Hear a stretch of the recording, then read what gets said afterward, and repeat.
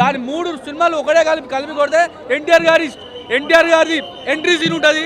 దాని తర్వాత ఎన్టీఆర్ గారు డ్యాన్స్ చేస్తాడన్న అమ్మతోడు. హిందీ హీరోలు ఎవరు పనికిరాడు, రితిక్ రోషన్ పనికిరాడు, ఇంకోటి పనికిరాడు. డ్యాన్స్ చేయాలంటే తెలుగు ఇండస్ట్రీ ఎన్టీఆర్ అన్న గారి తర్వాతనే. అదేవిధంగా మన అల్లు అర్జున్ గారు చేస్తారు, రామ్ చరణ్ గారు చేస్తారు. హిందీ సినిమా వాళ్ళకు తెలుగు ఇండస్ట్రీ హీరోలు అవసరం పడుతుందని అవసరం ఉంది కాబట్టి మన ఎన్టీఆర్ అన్నని ఎంచుకుంటూ ఇప్పుడు హిందీలో కూడా మన తెలుగు హీరోలు హిందీలో కూడా వెళ్తాడని నాకు ఈ కాళ్ళ పని అయిపోయింది. అయిపోయింది. షారూక్ ఖాన్, సల్మాన్ ఖాన్ పని అయిపోయింది.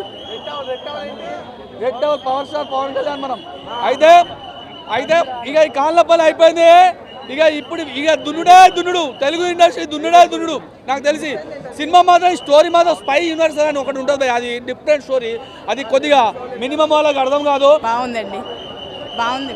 కొత్త లేటెస్ట్గా వచ్చారు కదా, అంటే కొత్తగా అనిపిస్తుంది. అది ఈ క్యారెక్టర్ అనేది ఎప్పుడు చేయలేదు కదా. ఓ హీరోగా విలన్ చేయడం అన్నది కొత్త విషయం. ఇది సూపర్గా ఉంది, బాగుంది. ఇద్దరల్లా బాగున్నారు. ఈ మ్యూజిక్ అయితే బాగుందండి. బ్యాక్గ్రౌండ్ మ్యూజిక్ అయితే ఏం లేదు. ఇద్దరల్లా ఈక్వల్ బాగున్నారు. ఇద్దరల్లా బాగున్నాయి. ఫైట్స్ ఏమి ఎక్కువ లేదు. డాన్స్ మిస్ అయిందండి. డాన్స్ చూడలేకపోయాం సార్ది. మన ఎన్టీఆర్ సార్ది డాన్స్ మిస్ అయ్యాము. యూత్ మొత్తం హట్ అవుతారు, డాన్స్ లేదు.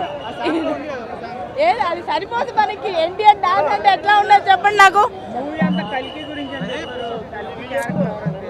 అట్లా ఏం కాదండి, అవి కొత్తగా మనకి తీశారు. మనకి ఏదైనా సరే ఇప్పుడు చెప్తున్నాను, ఇందాక అడిగారు ట్రోల్ చేస్తారు అన్నారు కదా. కానీ మూవీనే రాజకీయమే రాజకీయంకి ఈ మూవీకి లింక్ పెట్టొద్దు ప్లీజ్. దయచేసి ఇది చెప్తున్నాను. మూవీ పరంగానే చూడండి, కానీ ప్రతి మూవీకి ఒక రాజకీయంలా చేయొద్దు, ట్రోల్ చేయొద్దు ప్లీజ్. హైలైట్ అంటే ఆయన డాన్స్ మిస్ అయ్యి అదే హైలైట్ ఉంటే బాగుండే. అది మిగతా వాళ్ళు ఆయన బాగుంటుందా? ఫైట్ సీన్ బాగున్నాయి. ఆయన ప్రతి ఫైట్ బాగుందండి. 9 ఇస్తాను.